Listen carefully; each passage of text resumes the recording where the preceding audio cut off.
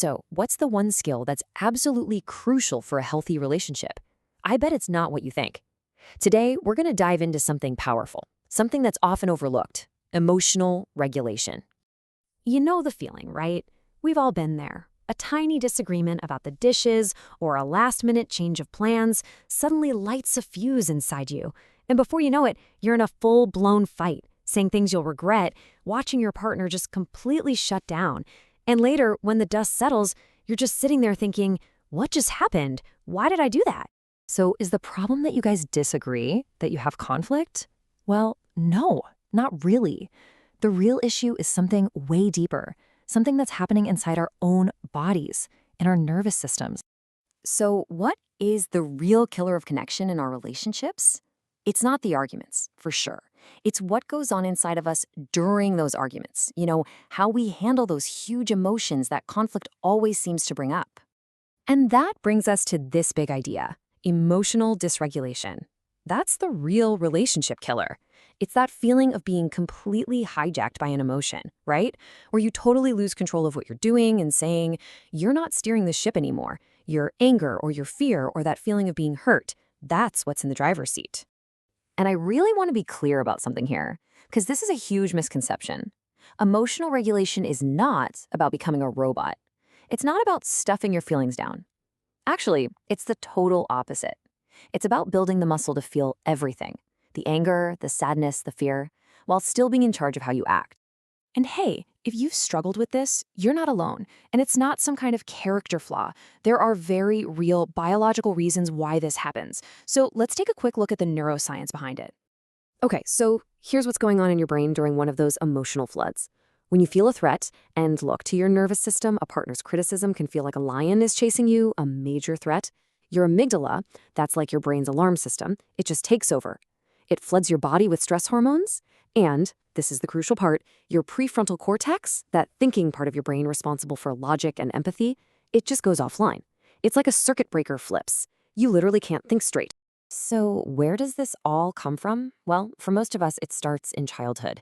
If you were lucky enough to have caregivers who calmly helped you through your meltdowns, who put a name to your big feelings and showed you they were okay and manageable, you probably built a really regulated nervous system.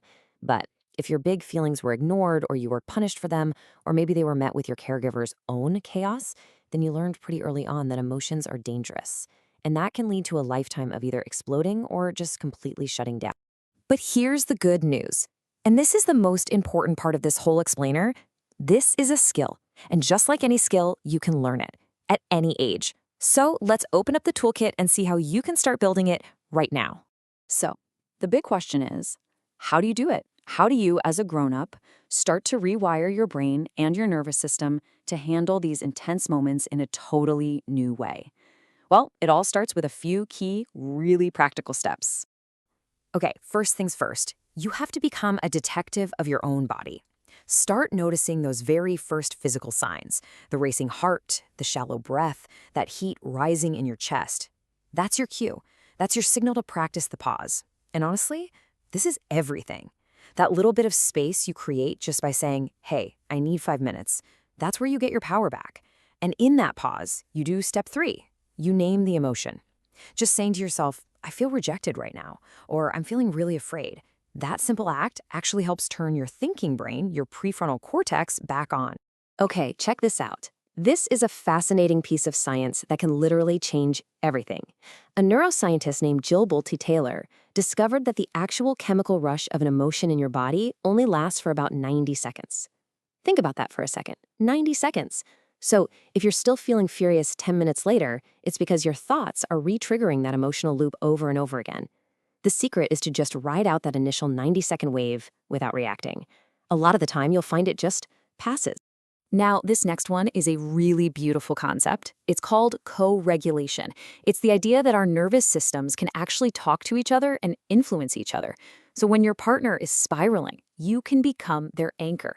Just by staying calm, speaking softly, and offering a steady, grounded presence, you can literally help their nervous system calm down and come back to a state of safety.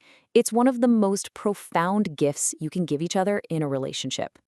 And it's really important to mention that sometimes this kind of dysregulation is a symptom of something deeper, like past trauma. So if your reactions consistently feel massive and just totally out of proportion to what's happening, or if you find that you just cannot calm yourself down no matter what you try, seeking out a trauma-informed therapist can be a truly life-changing step. It helps you heal the root cause of it all. So, what happens when you actually start putting these tools into practice? What's the payoff?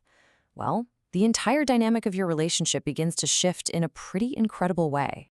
I mean, the contrast is just stark.